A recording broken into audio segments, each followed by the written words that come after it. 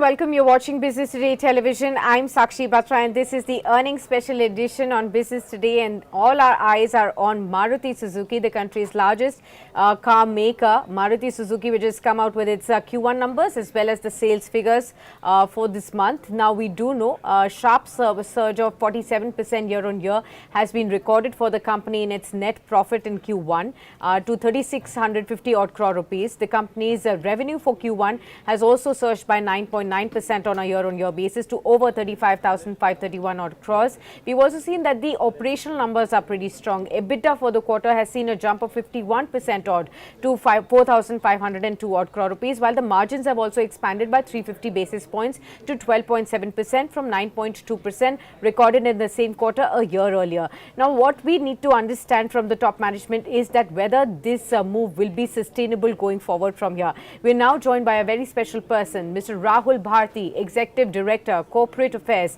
of Maruti Suzuki India, is now joining in to answer all those questions for us. A warm welcome to you, sir, and many congratulations for that stellar show on Q1. We've actually seen the stock hit a record high level. It's already up 6% in just the last 2 days since you reported your numbers. And we've also seen some fillip coming in on this monthly sales figures as well. Do help us now understand what all contributed for you to put together this stellar show this time around, and more importantly, would it be sustainable for the rest of the fiscal year, sir? Thanks, Sakshi. I'll take the second question first. Fortunately, there was no one-off in this quarter, and we do not see any major cause of concern going into the immediate future, into the next few quarters. That's a slightly relieving part. Of course, there has been a sequential margin expansion of about 30 to 50 basis points, the way we look at the parameters. I think the biggest jump was in the raw material to net sales ratio because of some cost reduction efforts, some commodity, and some operating income benefit, and some manufacturing and admin related efficiencies. Of course, there were some negative downside factors also. There was an operating deleverage of about 80 basis points because of volume fall, and some increase in employee cost and advertisement expenses. Despite a limited volume upside, the profits were healthy.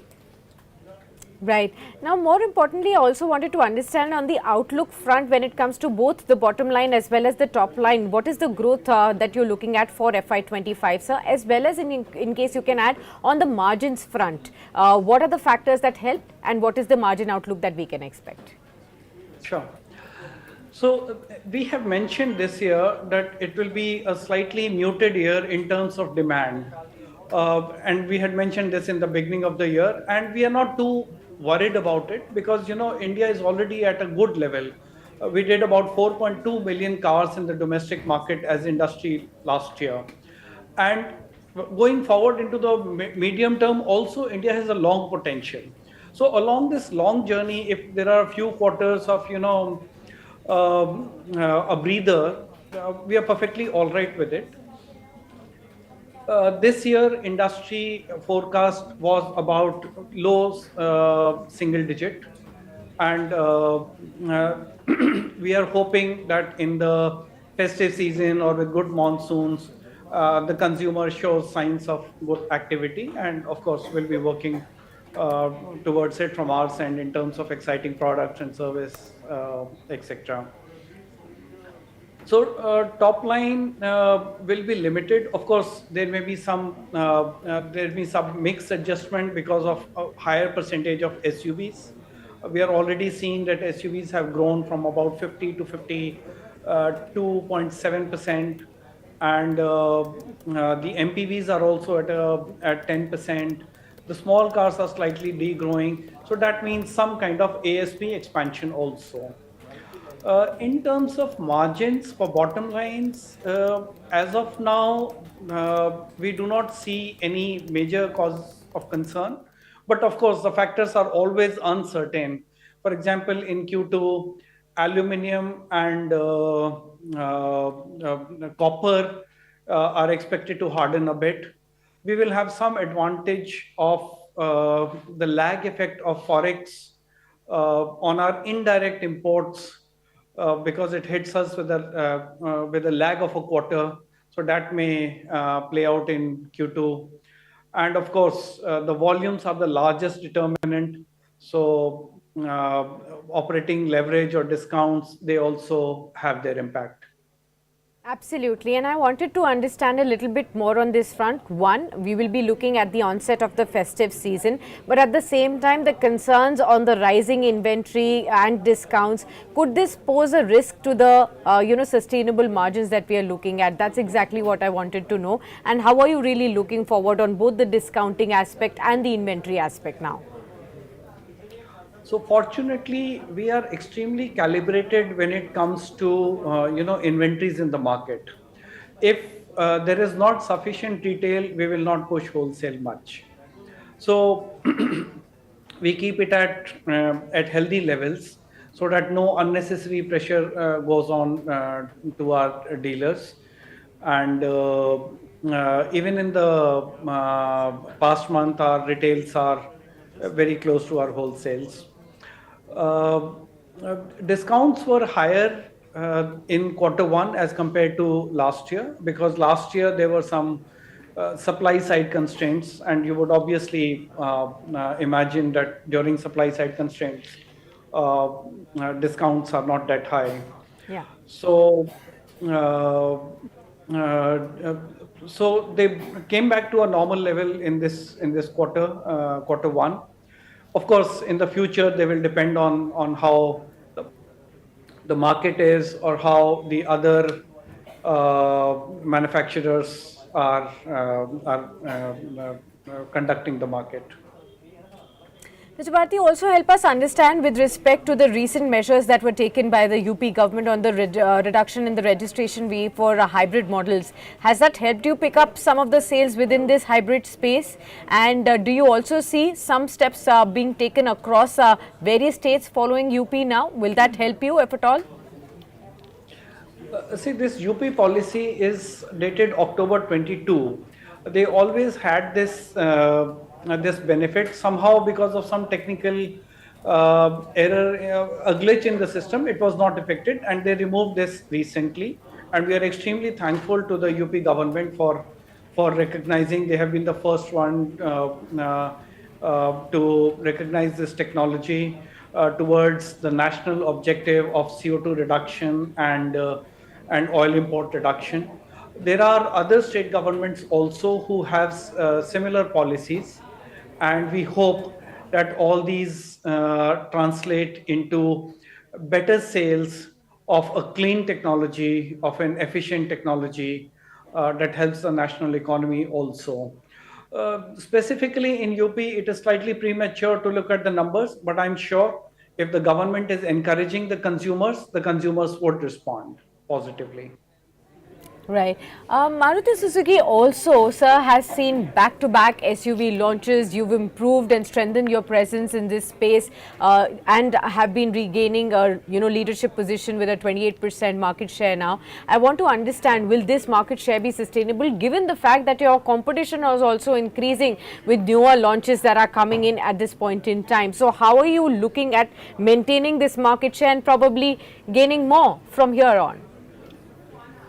Right. So our recent SUV launches have received a very good response from the market, and as SUVs have formed about 52% of the market, and by about 2030 we have many launches ahead of us.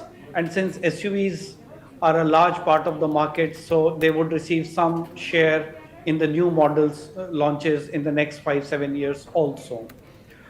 Of course, our market share is below our long-term average, which used to be 50%. So we have to get back to about 50, the same level by the turn of the decade, and we will be working towards that. And as you rightly mentioned, the SUV launches would be playing a part in this.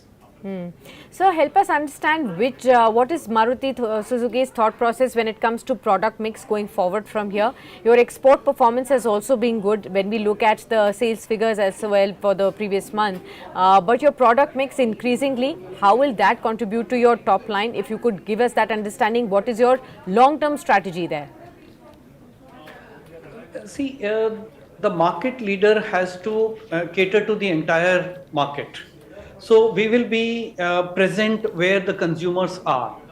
And if there are trends in the market, we will be very, very agile to those trends. In the past, we had some delay in the SUV launches.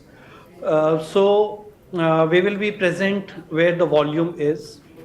Of course, in terms of powertrain also, because that's a very important part of the product. So we will, as a market leader, we will be working on all technologies that help oil import reduction or efficiency improvement or CO2 reduction. So EVs, hybrids, ethanol, flex fuel, biofuel, CBG will be present in all segments, and we'll try to encourage all and minimize pure petrol and diesel vehicles. Right. And sorry. Yes, please go on, sir. And that I would imagine would help us in the market share also.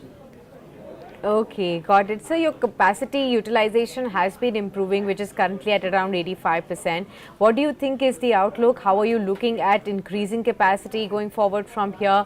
And do you have that need as of now? Yes.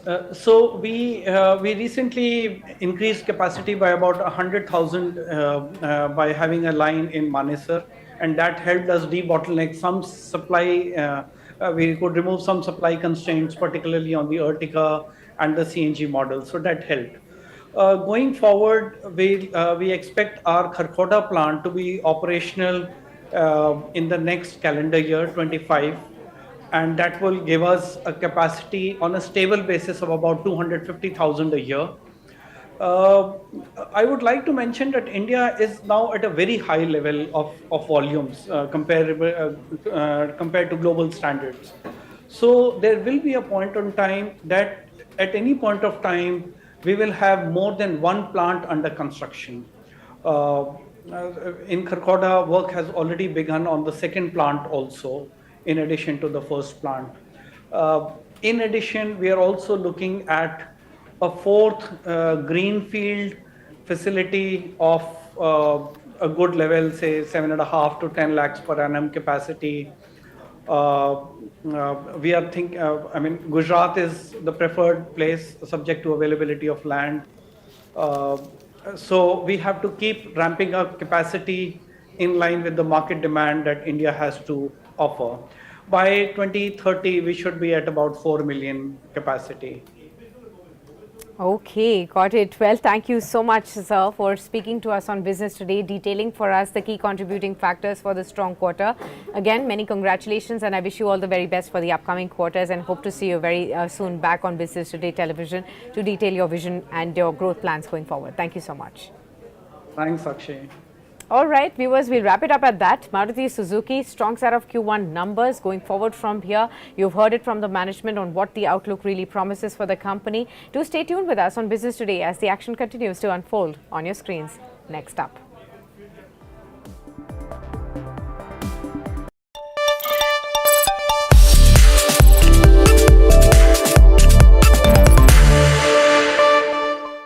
We recently had, a regulation which we will be notifying fairly soon.